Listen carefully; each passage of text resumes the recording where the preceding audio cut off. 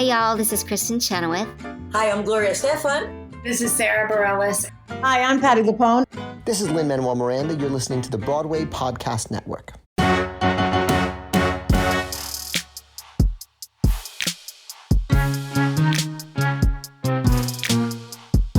Hello, I'm Jesse McAnally. And I'm Andrew DeWolf. And I'm Brianna Jones. And welcome to Musicals with Cheese, a podcast where I try to get Andrew and Bree to like musical theater. And my, oh my, Bree, our co-host who has been here for several weeks and has not been periodically the whole replaced. Time has never left. Literally 4 years, I think. Mm-hmm. Yeah, totally. It's getting there. Yeah, it's great. Since day one. I'm pretty sure you were Always. there for the first Tony's episode. What if we did like a Buffy the Vampire Slayer Dawn thing?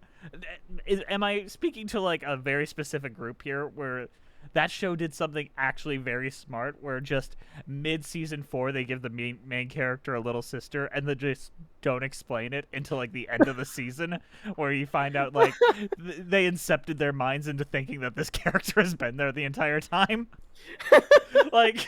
Love that. I don't like that show, but that idea is so smart. Speaking of things that aren't smart, have you guys ever been in love with someone so desperately, so dearly, that you try to get married to them, and then they break off the marriage 3 days before the wedding and marry another woman and have a bunch of kids, and then go into an alcoholic depression and get a divorce and doesn't do well, and the Batman movie gets canceled, and then you go back with that person and you fall in love and you really, really connect with them again. You buy a giant house and then it looks like you're getting divorced again. I do that at least 3 times every movie. I agree. And then what Definitely. if that partner that you're thriving over makes a really crazy music video film that's 100% about your relationship, no matter how much he claims it isn't? I've definitely had that happen. This week we are covering the soon-to-be classic music movie, This Is Me Now, a love story. Cue the music. And I sing, this is me now. This is me now.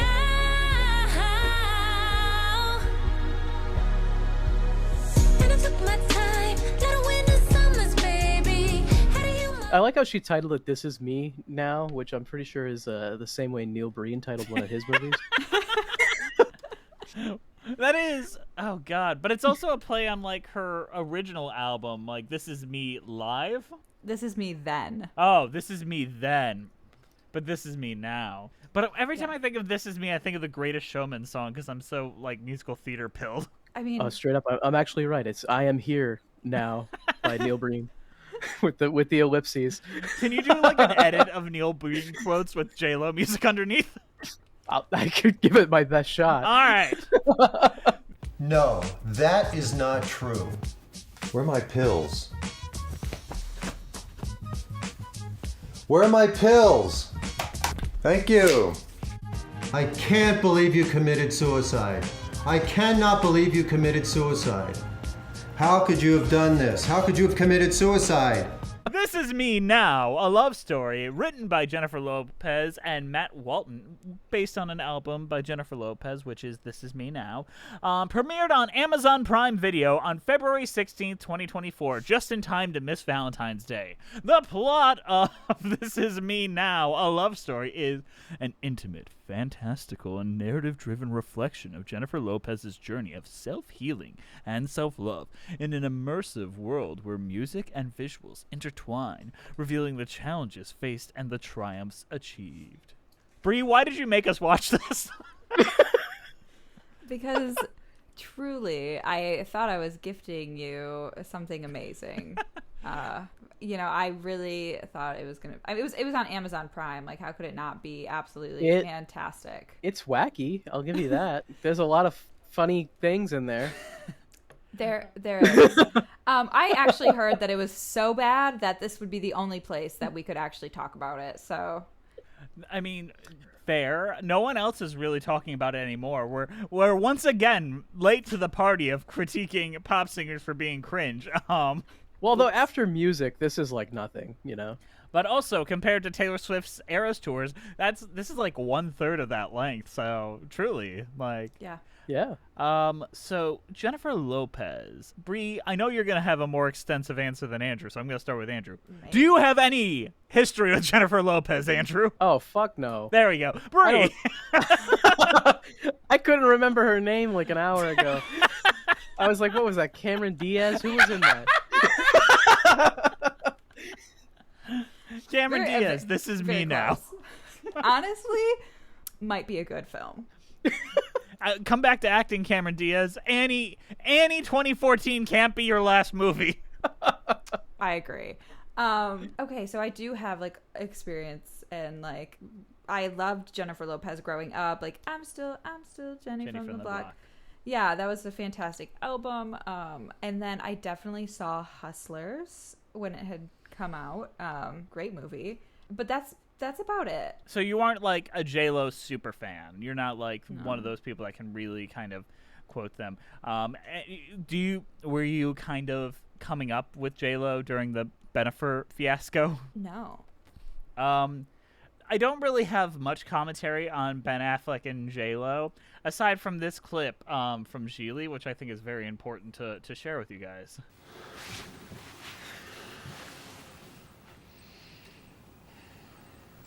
Where are you going? It's turkey time. Huh? Gobble, gobble. What? All right, that's that. That was way too hot for this. I'm sorry. Yeah. From the incredible Martin Brest film Gigli, a film so bad it basically killed a genre.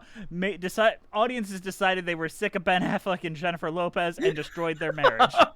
Well, their original movie before the first one before that had also bombed. Like any movie they've done together has bombed. And the one right after that, Jersey Girl, also bombed. Yes.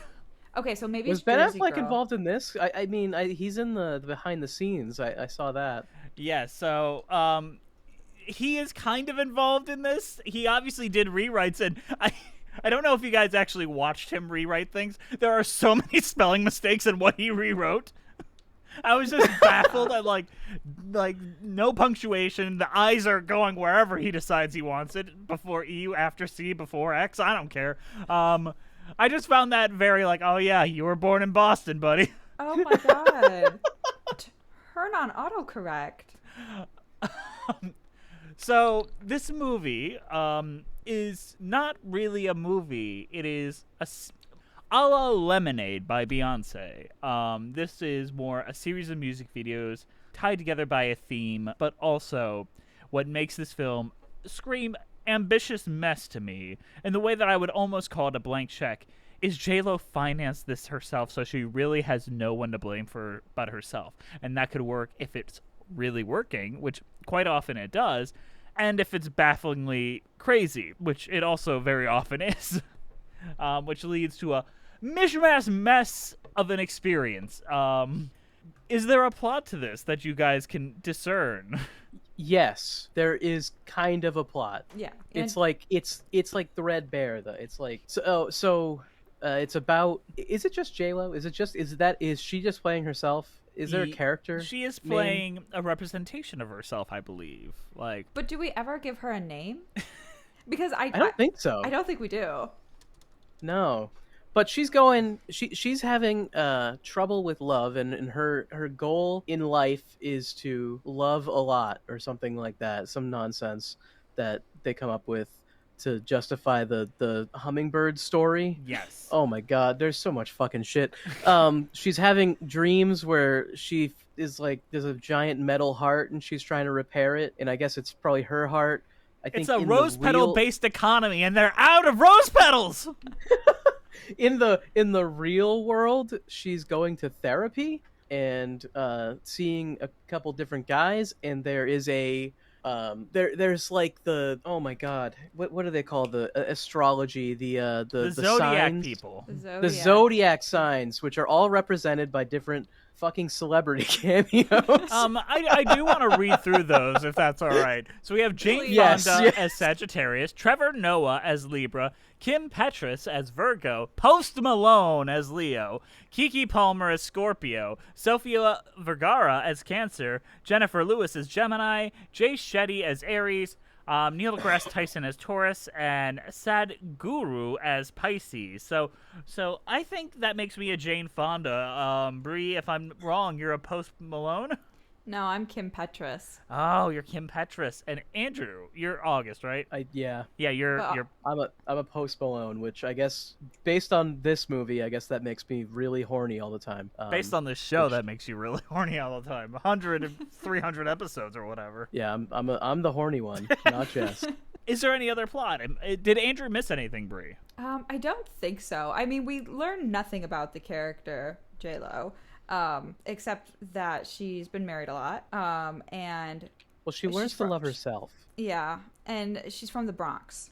True. At the end, she goes to a wedding and everyone's nervous about it, but then we find out it wasn't her wedding this time. Mm-hmm. She finally learned to love herself first. But then Ben Affleck shows up. There's a lot in this that I can't, like, it weaves in and out of like a dream state so often that sometimes I'm unsure what is and isn't a dream. Yeah, it was actually really, because at first, like, we were watching this, I was like, wow, this is so serious, and then I was like, is this a comedy? And then the little girl, her younger self, it was like, you didn't love me, and it's like echoey, and I'm like, oh, is it a horror? Like, I couldn't figure out like where we were going with this, and it was a bit all over the place. Well, they compare it to Purple Rain in the behind the scenes. Yeah, they do. Which I don't think it's very close to that in quality, but maybe it's a good comparison. I mean, I think it is by how much I didn't particularly like that too. That's fair. Yeah. If you didn't like it, then yeah. Like, I was not a big Purple Rain fan. Go listen to that fucking episode if you want to know that. I get where the comparison comes. It's not like part and parcel the way that some other things were. It just feels like a worse Lemonade, and I really liked Lemonade. Oh, Lemonade is I don't know fantastic. anything about that one. So Lemonade is Beyonce's album, and she made a series of music videos that go together, but they're so well executed, and they, for some of these, like, I could not see some of these songs or music videos standing alone because they would just be so weird. Like, why is you just a group of people in a gym singing a song and dancing? I feel like there's like actual storytelling when it comes to Lemonade within each music video. Yeah. So this feels like a movie in a genre that doesn't exist anymore. So, like, they used to make, like, Purple Rain exists, and Michael Jackson had some movies that were like this, that were just like music video movies where it's like music videos stitched together. Yeah. And this is like in that genre, but I guess I don't know when Lemonade came out, but that genre doesn't. 2014, I believe. I think I was in high school. Yeah, and Casey Musgraves did one recently. It's not a popular genre anymore. That's like you don't see big artists doing it really. No, and I feel like in the documentary they were like, "That's not what we're doing." Like, they're like, "It's a movie." But if you watch it though, yeah. Here's the thing that I think separates Beyonce and J-Lo. I feel like Beyonce has things she actually has to say about the world around her and connects with the world around her and finds a way to the zeitgeist where every one of her albums is popular. Like, she just released an album this year that is still hitting, and I know Andrew and I have spoken off mic about this. Like, we don't love when stars are kind of put up on a pedestal and you can't talk about them in a way without feeling like a target's being painted on your back. We felt that way about Taylor Swift. We've talked about it being that way for Beyonce. But Beyonce gets the respect she does for a reason. And there's reasons why Jenny from the Block doesn't particularly garner the same kind of critical acclaim as that. Oh yeah. What is she still famous for? Is she just still famous because she's like was famous in the past and back with Ben Affleck? Like, I don't know. Well, she's done like quite a few movies, right? So she like didn't make an album for like 20 years, right? 10 years. 2014 was her years? last one. Okay, so I mean, I think she's done like quite a few movies. I don't know how like much recently. Recently, she just had Atlas come out on Netflix, which is a sci-fi film starring J-Lo, which is bad. Oh yeah, I mean, it looks like she has multiple movies come out a year. I mean, but they're not particularly good. Like, did you watch Marry Me? Marry Me had a great premise, and she just has no chemistry with the leads. She does not belong in rom-coms.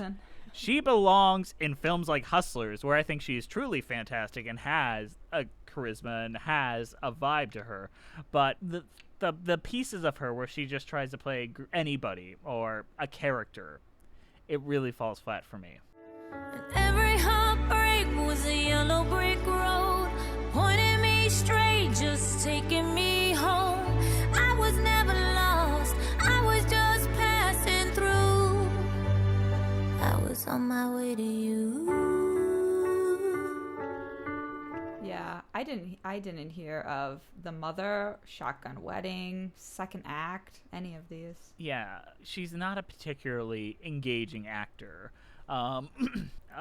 It's confusing that I don't know what her place in not society, but as far as the cultural zeitgeist of 2024 is as an artist, because we've kind of moved on, and I don't know if we felt this way when you guys were kids, but there are things that we considered oldies or classic music.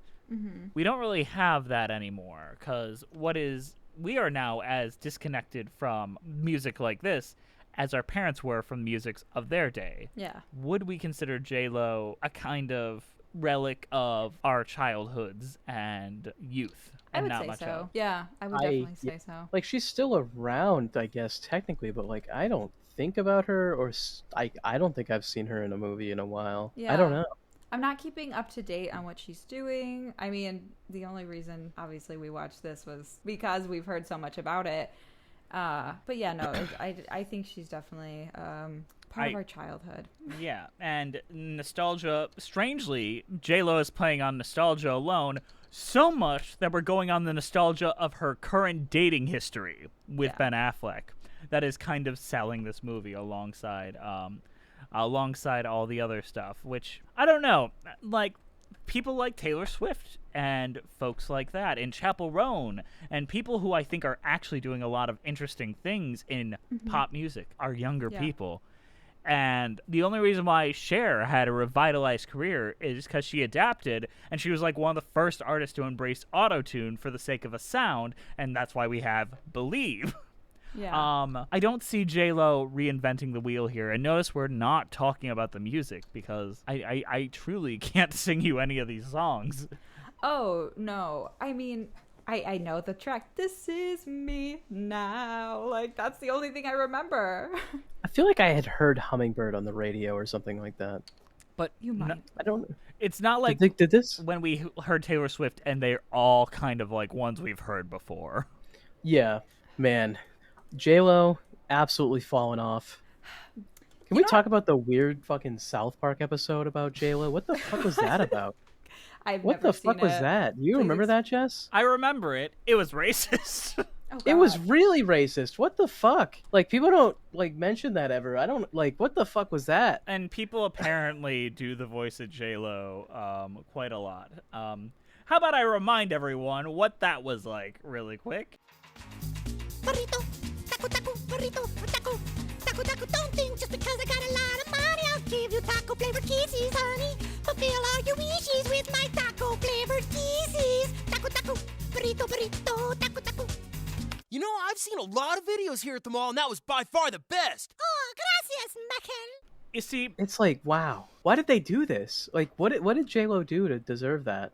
When did that come out? Did that come out during the Ben Affleck? Yes, it was around that time. Yeah. Like when they originally broke up? Yeah, it was like okay. early 2000s. Oh, okay. 2003 was when that episode aired. So a short 21 years ago. A full adult age ago. Oh my you know, God. South Park has always been just a couple of white dudes writing shit down in one day and making a TV show out of it. So No, I'd argue it makes sense. it's a couple of white dudes trying to find ways to say slurs without getting in trouble. Succeeding for 20 years. Yeah, look at Book of Mormon. They won Tonys for it. Hell yeah. Bree, what else do you have to say about the general structure and feeling of this film, if you would call it that? Yeah, I mean, it feels like a fever dream, especially like the beginning, because I mean, we open up with this story about a hummingbird, and then we go into Jennifer Lopez's mind palace, that's like cyberpunk themed, which is crazy to me. Like, I would have never thought in her brain and in her dreams this is what it looked like, but you know, to each their own. It's very muddy. It feels like an excuse to just play in the mud. Yeah. Trying to think. What about the motorcycle? Is that real? Did that not happen? Did that really happen? I couldn't tell. That's why it's very, like, you don't know. Like, the glass house, was that real? I feel like, I mean, it's stylized, but I can't tell if it's supposed to be stylized because it's a dream or it's just stylized because it's a music video, you know? Right. I think we're already putting more thought into it than J-Lo did, based on the documentary. I like the, like, steampunk or diesel punk look of the like big heart kind of thing. It reminded me of a Wild Wild West with Will Smith. It's got that kind of look to it. I didn't know what was gonna come out of your mouth, but Jesus Christ. You know what's so crazy is I just listened to that song the other day. But yeah, I said cyberpunk. I meant steampunk. That's definitely the look of it. I think it's diesel punk because I think there's like an oil feel to it, you know, like yeah, like very. But then they all Max. like the round glasses, like I don't know. Yeah. The only difference is what the things run on. Everything else looks the same. Yeah. There's no difference other than just like, is it oil or is it steam? Okay. See, you learn something new every day. These people, they just create genres and it's all the same genre. But I think it's pedal punk because it's run on pedals. You idiot. Yeah. What are they? Is there someone on a bike inside the heart? Is that what's going on? I don't know. So it's hamster punk because everything's run by a hamster on a wheel. Oh, you know what I will say is that Jennifer Lopez, her acting of trying to act drunk, not great. Everyone needs to watch the clip of Mariska Hargitay explaining how to act drunk. Truly, it is the most effective thing, and I have referenced it and used it before. You kids at home, look that up. Speaking of kids at home, how about we compare our opinions to those of the real critics on Letterboxd.com? It's time for previews. It's time for previews. It's time for previews. There has got to be some insane ones for this movie. Honestly, not as much as I would have hoped. I Really? I expected this doesn't more. evoke the insanity. No, I was expecting comments about J-Lo's butt because I remember that was a thing. Everyone talks about J-Lo's butt and like all that. Like that is a part of her identity. And yeah, no comments about that. Really? Yeah. But are we ready, Bree and Andrew, in case this is your first episode of Musicals with Cheese, which you're getting on late, guys. This is a game where I find real Letterboxd reviews, and I read the reviews alone, and Bree and Andrew have to go head-to-head and guess whether they're 1-star or 5-star. All right, Bree, you're up first, because you don't come here that often. All right. Third watch is when you really get it. Oh, okay. I'm going to go 1 star. That is correct. They watched it 3 times. There's no way it's a 5-star. Andrew. Yep. Definitely a movie. Certainly was. Jesus. 1 star? That's a 5, Andrew. That's a 5. You give him the definitely a movie. Hell yeah. 5 stars. 5 for being a movie. Bree. Yeah. Nothing says healed like getting back together with your boyfriend from 20 years ago. Ooh, that is facts. I'm going to go 5 stars. That is correct. Andrew, she's kicking your ass. Yeah. The comeback's coming. Beyonce gave us lemonade. J-Lo is giving us Sprite. Oh, God. That's gotta be a 1. That is correct. Okay, You're on the board. Woo! I'm on the board, at least. Bree, her orange drink 1 star. has a 5. Was she drinking something orange? No, it's a thing where people asked her what her favorite thing to get at the Oh, yeah, okay. And she said the orange drink, and everyone's like, anyone that lives on the block is like, what the fuck is an orange drink? Yeah, okay, I remember. Oh, it was what her favorite thing to get from the bodega was, and they were like, she said an orange drink. If you on the block, you know. And then they asked people on the block, they're like, what the fuck is she talking about? All right, Andrew. Yep. This could have been a journal entry. Like, literally, though, it's like, it's framed as a therapy session, and I kind of feel like in real life it was sort of a therapy session as well. I do want to make sure I say this aloud. The therapist is played by an actor called Fat Joe. That's it. I was literally going to say, Fat Joe can't act for shit, but I don't really want to target on my back either, so. Fat Joe can't act for shit. There, I said it. Target me, Fat Joe. The way he delivers those lines, I was just like, and it probably didn't help. Like, I was watching it, like, as I was working. So, you know, I couldn't see his face, but I was like, damn, it does not sound like you're acting. Yeah, you want to insult Kendrick Lamar next? No, I love Kendrick. All right. Sorry, Fat Joe. I didn't get to say mine. Yeah, what's your rating? I mean, if I wrote that, it would be 1, so I'm going to go with 1. That is correct, and you're tied now. Ooh. I'm on the board, and I'm tied. It's going well. Things are going well. All right, 2 questions left. Bree, Mm-hmm. the rose petal assembly line did not seem efficient. 1 star. That is a 5, and Andrew, you can win it here. I'm ready. This is it. Please I'm taking it. lose. I'm taking it. Please lose. If I had $20 million to waste, I would at least try not to be cringe on Maine. Fucking facts. Oh, Try. my God. Oh, what is that? Is that a 1? Is that a... 1. We're going 1. Andrew has taken the game. Bree, I am so sorry. Damn. Yeah! I am the J-Lo expert, the champion. Speaking of horrible cringe, how about we go into a mid-show and talk about the songs?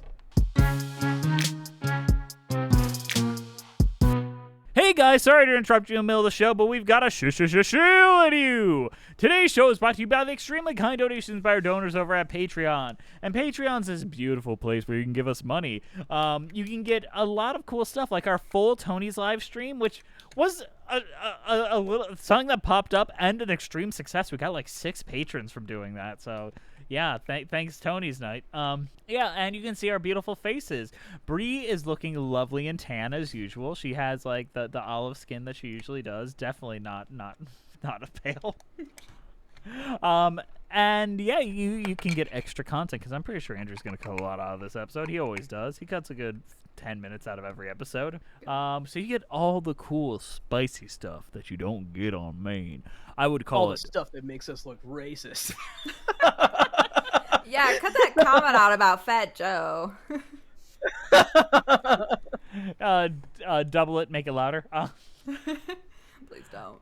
Speaking of Fat Joe, Andrew, it looks like our wonderful patron, Catherine Shawcross, has a little line for you to read there. Just as a reminder, this is from a $100 top-tier patron who gets to have Andrew say something that they want every week. So what you got, Andrew? Sappening, lad. That's boss, that. I'll have a chicken teriyaki and a can of Coke. Bravo, sir. Bravo. Our current patrons are Danielle Renix, Jess the Stampede, Ewan Cassidy, Monica Thoreau, Brent Black, Nathaniel Stacey Coombe, Mary Lou Choquette, John Vanals, Russ Walker, Musical Hell, Emily Gracie, Kyle Summers, Scoot in the Technicolor Dreamcoat, Janae C., Nothing is Certain Except Beth and Taxes, John Vanals, Thespian, Mitchell Young, Chai Teacup, Chris Marcotte, Kiji Marie Anastasio, Trevi Joseph, RJ Nariga, Julia McLennan, Joe, Bjorn Hermans, Toriana Frazier, Sammy the Adequate Amount Jacobson, Kaylee Blazier, Villainous Miss, Sofiana Ali, The Omega Geek, Paige Pearson, Maddie Wargel, Lisa Erdman, Anna Loskatova, Sarah Den Blecker, Evan Ball, Zachary Torres, Mara Morasso, Mara, Lisa L, Possessed Washing Machine, Nick Roten, Puffy Boy, Sydney Hicks, Anna Beal, Billy Clifton, Gold Plated Kiki Mora, Aria Artie, Emma, Kara Balda, JRL Studios, Catherine Shawcross, Z Botello, Alexandra Dom, and Gwen Bowman. They all give us some money to help us keep the lights on here at Musicals with Cheese. If you'd like to join them and get all these fun perks, come join us over at Patreon. All right, let's get back to the show. Can I say something before we get into the music? Yes, ma'am. I thought it was crazy that in the doc, they literally called out everybody who said no to being in the film. That's like one of the best parts of the movie. They're like, Taylor Swift said no. Ariana Grande can't. And they still got a bunch of celebrities anyways. It was just wild and like the craziest thing I think I've ever seen an actor do in terms of just like put that out there and be like burning bridges. So want to hear a full list of like the celebrities? Yeah. Yeah. Because basically I wouldn't want to do this either. It sounds like not a fun day. Taylor Swift turned down a role. Ariana Grande, Jason Momoa, Lizzo, Snoop Dogg, Jennifer Coolidge, Vanessa Hudgens, and Khloe Kardashian. Bad Bunny also couldn't do it. The Khloe Kardashian one, they were like extra pissed at. I don't know why. Because they like it's a Kardashian. What the fuck else? What are they doing, are you doing? Yeah. Like, what did you have to go shopping that day? My God. I don't know. Well, here's the thing about influencers. There's a lot of those that try that are bad at it too. Like that is also a skill you have to have. Like same with podcasting. Andrew, by the nature of what we do, we have heard a lot of podcasters that we both know probably aren't cut out to be doing this. Yeah. Yeah, like me. Like some would argue us. yeah, us. But and the ones that often get the traction are the ones that do have a kind of spark and a kind of natural engagement, a natural charisma. And the ones that get like 2 views on Twitch don't. Yeah. But you also have these kids, and the most interesting thing about them is the fact that their parents are Kanye West and Kim Kardashian or whoever else. Like, and so people love to follow that, and their career is made for them because kids think that's interesting. And adults find that interesting too, which is so weird. So does anyone have any thoughts on the songs in the J-Lo movie? I don't even remember what the first song sounds like. This Is Me Now. You were singing it when we started this. I thought that was the ending song. That's the first song. Shit. Okay, that one was good. So they're all just kind of pop songs. Yeah. So it's like, you know. I remember Hearts and Flowers. That was the one that kind of got stuck in my head. Actually, I do remember Hearts and Flowers. I remember Hummingbird, and I remember This Is Me Now. And I think that those, like, they're all fine. I think, honestly, the songs and the music videos are maybe the best part, but sadly the most memorable part is the fucking celebrity cameos, and they're all cringe. Yeah. So, like... Yeah. Hearts and flowers, it ain't all hearts and flowers. So many nights and hours, every day of my life in the grind faithfully. Superpowers, we all got superpowers. Before you see my life and say I live the dream, remember everything ain't always what it seems. But I'm still.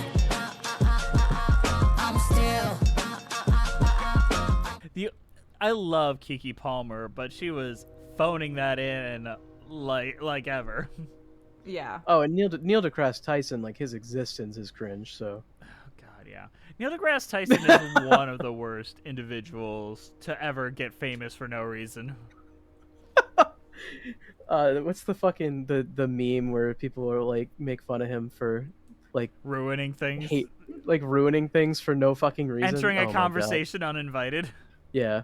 Yeah, if Neil deGrasse Tyson came on here, it's like, oh, you really couldn't have that much cheese because it would cause you diarrhea. I do want to talk about a Hummingbird, the Singing in the Rain homage. Baby, I know it gets hard sometimes. I just wanna be the wings to help you fly. Would you help me be the best version of me? And all I wanna do is help you be the best version of you. Because it's just a bad dance. I know J-Lo's a great dancer. She got her started in Living Color. But this is truly just not good dancing. It's not well shot. And every time I watch it, I just think about like the music video edits where they just take all the music out and just play you what the raw audio on set would sound like. And that's all I can think about while watching it, is just how it just sounds of kicking and like, ooh, ah! Also, there's a plot element explained about the hummingbirds, and I feel like they don't really reference it in the music video, but maybe I'm forgetting. I mean, the hummingbird's fighting all around her during it. Like, she's like almost hitting it with her umbrella. I'm watching it right now, so I'm just kind of like, ugh. Isn't there like a mythology thing element to that, the hummingbird part of this story, though? I feel like they show hummingbirds, but they don't, like, they never do anything with that. They tell a story at the very beginning about like a god that got changed into a hummingbird or something like that to find his love, and it's just never really elaborated on. Individuals, it was kind of like almost like Romeo and Juliet. They were like, forbidden from loving each other, and so she asked the gods to spare her. And they turned her into a flower, and then he said, well, what am I going to do without her? And the gods turned him into a hummingbird. And so that's where the reference of the hummingbird comes from. And then you do see it throughout the movie a lot. Like tapping on our window. I know that we don't believe in the auteur theory here on Musicals with Cheese, but I would like to quote the author of the piece, if that's okay. Yeah. So... That's fine. J-Lo explained the symbolism of the hummingbird is, to me, hummingbirds are messengers of love. They're very agile, can fly forward, backward, and up and down. They're also the fastest bird, but they always have time to stop, eat something sweet, and smell the roses. I identify with them, but more than anything, whenever I see one, I feel like it's a sign from God that everything is going to be okay. Are they the fastest bird? I know they flap their wings the fastest, but are they actually the fastest? Do you think they'd win in a race between a hawk? I don't know. I mean, I'm thinking about it. I have no idea what the fastest bird is. I don't know if we could necessarily test that. I feel like the hawk would eat the hummingbird. Oh yeah, that's cheating though. The peregrine falcon, apparently. That's the fastest bird. Yeah, according to I get what she's saying though. Records. Yeah. Like hummingbirds do, like, they're very jittery. Like, they do move quickly. So. Beautiful birds. It's not even the top three. So first one is the peregrine falcon, then the golden eagle, then the saker falcon. And, okay, it's not even close. The peregrine falcon goes like 247 miles per hour. It goes like a plane. The golden eagle goes 200 miles per hour, and the saker falcon goes 199 miles per hour. I want to ride on the back of the peregrine falcon. Can I train that bitch? Probably. Yeah, the hummingbird, it goes 43 miles an hour, which is on the list, but it's at the bottom.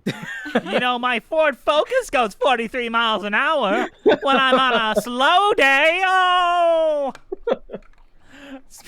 All right, guys. What is our overall thoughts on This Is Me Now, a love story? Bree, why don't you start us off? Okay. I think that ultimately, J-Lo, tell your story, speak your truth, queen. Like, I don't know. I feel like from watching the doc and like watching the movie, like, this was clearly like a passion project, something she felt like a story she wanted to tell. I don't know if her husband necessarily wanted her to tell it or let anybody inside their relationship like that. But the songs weren't bad. I guess if you have an hour to watch some cringe, do it. If they have an hour to listen to some cringe, they've already done it. That's true. I've already done it. But for a cheese, I'm gonna go with like a slice of pizza from the Bronx. That's a good one. I like it. Andrew. Slice of cheese pizza. Yeah. So This Is Me Now is fucking weird. It is really fucking weird. Put that on the poster, J-Lo. There's a lot of cringe in it, though. I gotta say, the celebrity cameos, which do pop up more than you would like them to, every single time made me fucking cringe. I'm sorry. Like, it's not gonna age very well either, because, like, some of these celebrities, like, they're in the sun right now, but are we gonna remember Post Malone and Neil deGrasse Tyson that well? I don't know. I like Pre-Malone better. Yeah, Pre-Malone was always better. The music is fine. It's passable pop music. Yeah. It's not really a musical format, though. This is very much like just a music video showcase in a sense.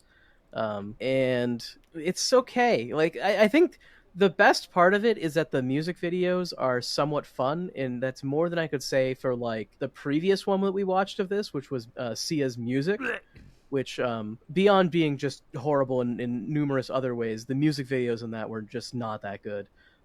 Whereas here, at least the music videos generally looked okay and had like an interesting concept. Though I trying to figure out how the fuck they tie into the greater overall story is a fucking mess and a nightmare. So yeah, it's very very mixed, but I'm gonna say I don't recommend it. I don't think it's very good. But I guess if you want to have a weird experience, or you are just really into J-Lo, maybe watch it. I don't know. If you're really into J-Lo, I'm assuming you're in your 50s, which means you don't know how to work a podcast app. That's true. You're not listening to this. I'm gonna give it a dill pickle cheese curds from Humbird Cheese in Wisconsin. Wisconsin? How do I find that on a map? Wisconsin. It's right next to you, isn't it? It's close. Yeah, you got a lake in between us. Yeah. I haven't been to Milwaukee yet. Yeah, I thought this was an interesting watch. Can't even claim that I loved it though. I had a good time, but the music video, as far as that goes, it never tops the Industrial Heart one. Like, that's the best music video by far. That is the best one. Yeah. Oh yeah. It never hits that high again, and like they go back to that though. Like they do it more than once. Yeah, but it's like that first chase scene in Fury Road, where man, that was great, but we're never getting anything that cool ever again in the rest of that movie. Where I'm like, I'm still gonna watch it, but man, that was great. But I if you haven't watched it already, you probably don't need to. Not to be that guy, but if you really are like, well, I was thinking about doing it, you probably don't care enough. So my cheese rating is it's actually J-Lo's bodega order, which is ham and cheese on a roll, a small bag of chips, and an orange drink. She added of the mysterious drink, if you know, you know. And then TikTok users said they did not. All right, Bree. Thank you for joining us. I know we have the visage of you being here this whole time for a bit, but it truly is good to have you. You have some great insight. And do you have anything you have to promote for the world to see? No, I don't. I don't have anything to promote. I deleted all my social media right now, so just add her on LinkedIn. Add me on LinkedIn and become a Patreon supporter. Yes. Please. Yes, give us money. And if you did that because I said to, tell Jesse and I'll come on for another episode or something. I don't know. Yeah, this is probably your last Musicals with Cheese episode, though. The math is mathin'. Am I dying? No, we're switching over to a new show after episode 300. Okay. We're rebranding to The Cheese Wheel, which is going to be a little less focused on musical and more broad and hyperfixation based, which will be a lot of fun. So we can do a lot of things there. Okay, well, I can't wait to be a guest on The Cheese Wheel. You will always be welcome. Speaking of people always welcome, thank you for listening. Please follow us on iTunes and Spoofy at Musicals with Cheese. We're on Twitter at Cheesy Musicals, Patreon Musicals with Cheese, Instagram Musicals with Cheese, YouTube page Musicals with Cheese, Patreon only podcast, Patreon with Cheese. Email us to tell us how wrong we are about all things J-Lo at musicaltheaterlives@gmail.com. Our keeper of the cheese is Juliet Antonio. Brie, can you give us some ASMR for Juliet really, really quickly? Hi, Juliet. It's been a long time, but I really miss you. That was intense. Like, I felt chill. I felt something up my spine there. And I don't even do that ASMR stuff. This show is edited by Andrew DeWolf, and I think he's doing a pretty good job stepping into your shoes, Bree. I think he's fit in pretty okay. Good. I'm happy to hear it. Our themes were created by Robyn, Nash, Value Music UK. Thank you to the Broadway Podcast Network for having us on the platform and for not kicking us off for Andrew singing Jennifer Lopez's famous song from the South Park show. All right, we will see you next time on Musicals with Cheese. It's turkey time. What? Gobble gobble.